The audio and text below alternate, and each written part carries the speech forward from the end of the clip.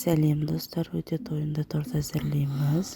200 грамм сгущенканы алып, 3 желание май саламыз, 3 жұмыртқа салып, қоймалығын араластырамыз. Бір келгі болғанша сливочный масло салып, тағы да араластырамыз.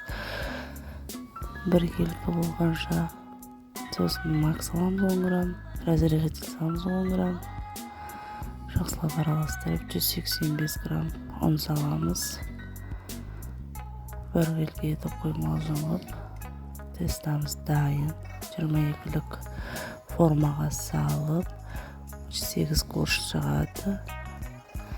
500 грамм сливкиге 50 грамм сахарный пудра салып, қоймалы жұмғанша араластырамыз. Сосын қаймақ саламыз 50 грамм, тағы да араластырып аламыз.